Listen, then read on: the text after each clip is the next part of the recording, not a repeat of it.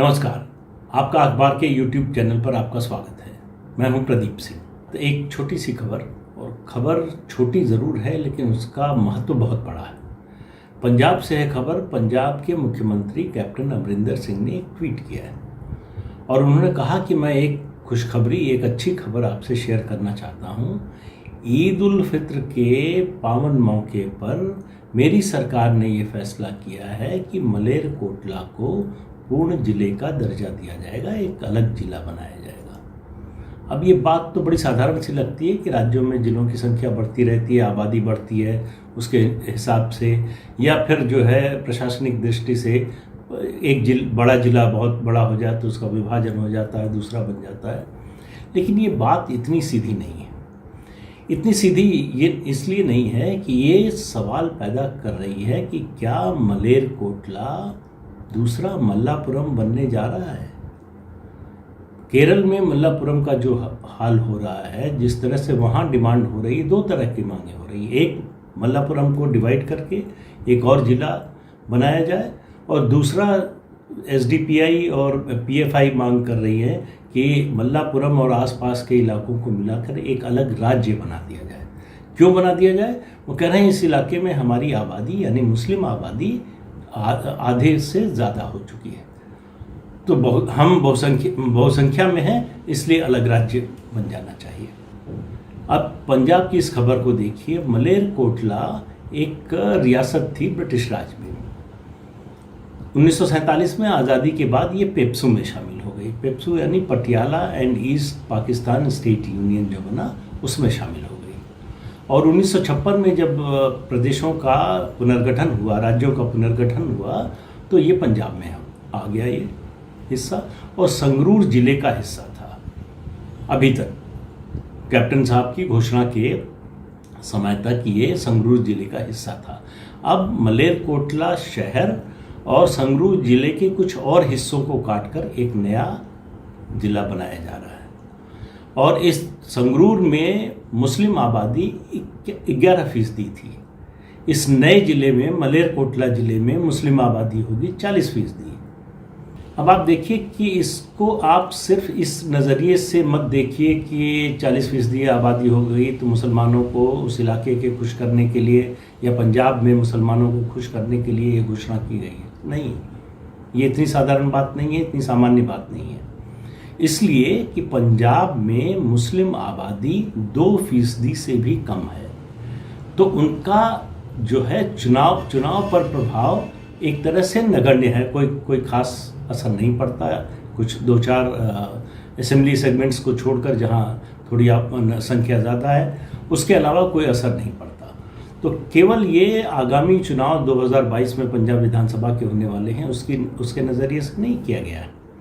एक बृहत्तर जो है कांग्रेस पार्टी की जो सोच है, जो रणनीति है, उसका हिस्सा है, और वो है मुस्लिम तुष्टीकरण की राजनीति।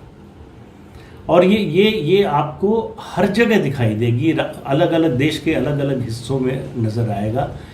पंजाब में ये हो रहा है, इसलिए ज़्यादा चिंता की बात इसलिए है कि पंजाब सीमावर्ती राज्य है, पाकिस्तान की सीमा उससे लगती है, और पाकिस्तान किस तरह की हरकतें करता रहता है, जम्मू कश्मीर में वो क्या करता है, ये हम लोगों से किसी से छिपी हुई बात नहीं है। तो इसलिए मैंने ये सवाल उठाया कि क्या मलेरकोटला मल्लापुरम बनने के रास्ते पर है, कि इस सवाल पर सोचने और इसको गुनने की ज़रूरत है कि इसके मायने क्या है, इसके पीछे की राजनीति क्या है। अब आप देखिए, मल्लापुरम में, केरल में मुस्लिम लीग की ये मांग रही है कि मल्लापुरम को काटकर तिरूर नाम से एक नया जिला बनाया जाए। क्यों बनाया जाए? क्योंकि यहाँ इस इलाके में मुसलमानों की आबादी जो है लगभग 70% पहुँच रही है। ये मल्लापुरम जिला भी पहले जिला नहीं था। ये 1969 में EMS नंबूदरीपाद की जो सरकार थी CPM की, उसने इस जिले का जो है निर्माण किया था, और ये जिला बना था कोझिकोड और पलक्कड़ जिले के कुछ हिस्सों को, दोनों जिलों के काटकर ये नया जिला बना था, जो मुस्लिम बहुल जो है जिला हो गया। मुस्लिम आबादी यहाँ सबसे ज़्यादा थी, वहाँ से ये शुरुआत हुई है। अब इसको अलग राज्य भी बनाने की मांग हो रही है। 2019 के लोकसभा चुनाव में राहुल गांधी वायनाड से केरल के लोकसभा के सदस्य चुने गए। तो 2019 में मई जून जब भी विधानसभा का सत्र हुआ लोकसभा चुनाव के बाद, उसमें मुस्लिम लीग के विधायक KNA खादर ने एक कार्य स्थगन प्रस्ताव, एक प्रस्ताव असेंबली में पेश किया। वो उससे एक हफ्ते पहले भी प्रस्ताव पेश कर चुके थे, लेकिन समर्थन नहीं मिला, इसलिए जो है वापस ले लिया। इस बार जब उन्होंने प्रस्ताव पेश किया तो कांग्रेस पार्टी का समर्थन मिला उनको। इसलिए चिंता की बात, मैं इसलिए ये जो कह रहा हूँ कि बड़ी पिक्चर को देखिए, बड़ी तस्वीर को देखिए। केवल ये जो छुटपुट अलग अलग जगहों पर हो रही चीज़ें हो रही हैं उसका नहीं। अभी आपको 2-3 दिन पहले मैंने बताया था कि तमिलनाडु में क्या हो रहा, मद्रास हाईकोर्ट ने क्या कहा।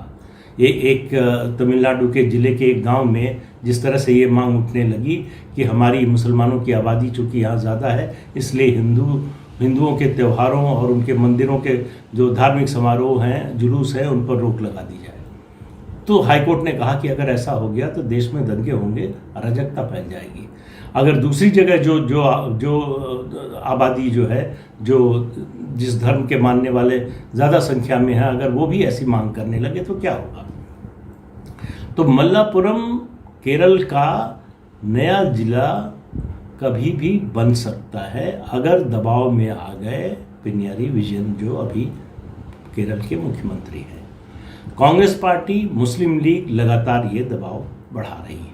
तो कांग्रेस किस रास्ते पर जा रही है, और आपने अभी जो 5 राज्यों के विधानसभा चुनाव हुए उनमें देखा कि पश्चिम बंगाल में उसने फुरफुरा शरीफ जो दरगाह है उसके जो मौलवी हैं उनके साथ, उनकी जो नई पार्टी बनी थी ISF, इंडियन सेकुलर फ्रंट, उसके साथ समझौता किया। असम में बदरुद्दीन अजमल की party all India United democratic front जो है उससे समझौता किया। केरल में मुस्लिम लीग से समझौता पहले से ही है। तो ये 5 में से 3 राज्यों में कांग्रेस के ये मतलब एक पुराना और 2 नए साथी ये बने, और उसका नतीजा भी आपने देखा कि पश्चिम बंगाल में कांग्रेस साफ हो गई। असम में एंटी इनकम्बेंसी होने 5 साल सरकार बीजेपी की NDA की होने के बावजूद सत्ता से दूर रही कांग्रेस। उसकी सीटों की संख्या कितनी है ये बताने की ज़रूरत नहीं, रिजल्ट आ चुका है। बात यह है कि इस तरह की प्रवृत्तियों को आज़ादी के बाद से ही रोकने की कोशिश हुई, और कांग्रेस के नेताओं ने ही कोशिश की थी। वाकया बता रहा हूँ उत्तर प्रदेश का। एक समय ये मांग उठी थी कि उत्तर प्रदेश को 5 राज्यों में विभाजित कर दिया जाए। उस समय उत्तर प्रदेश के मुख्यमंत्री थे गोविंद वल्लभ पंत। उन्होंने चिट्ठी लिखी तत्कालीन प्रधानमंत्री जवाहरलाल नेहरू को कि ये करना बड़ा घातक हो सकता है। उन्होंने कहा कि अगर ये इस 5 हिस्सों में बांटा गया, 5 राज्यों में उत्तर प्रदेश को, तो एक राज्य बनेगा रुहेलखंड, जो मुस्लिम बहुल आबादी वाला होगा।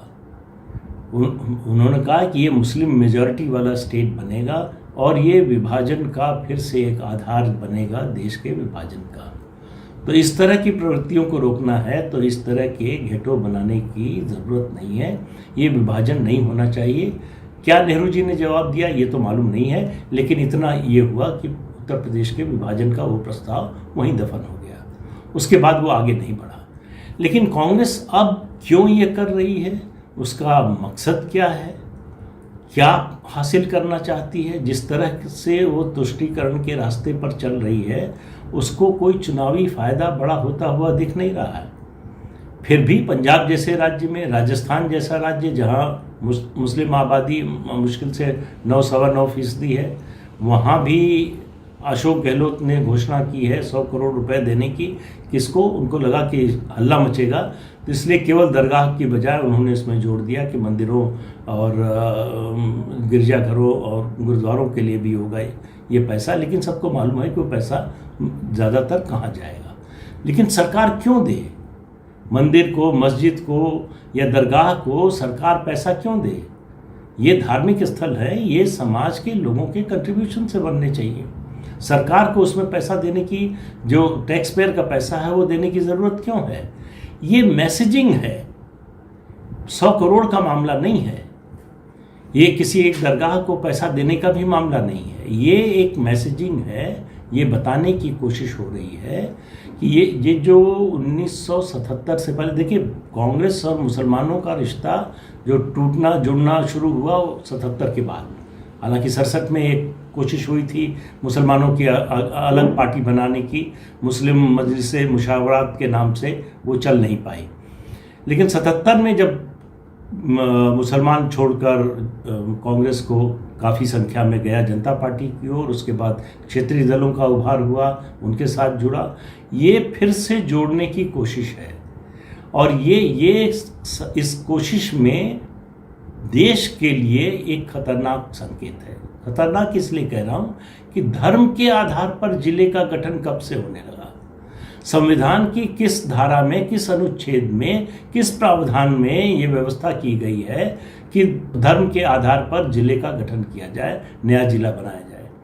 और प्रदेश का मुख्यमंत्री खुश होकर इसकी घोषणा कर रहा है कि मैं ईद उल फित्र के मौके पर ये घोषणा कर रहा हूँ, यानी मुसलमानों को ईद का तोहफा दे रहा हूँ। तो तोहफे में जिला मिल रहा है। कौन सा जिला मिल रहा है? जो मुस्लिम बहुल जिला होगा आबादी के लिहाज से।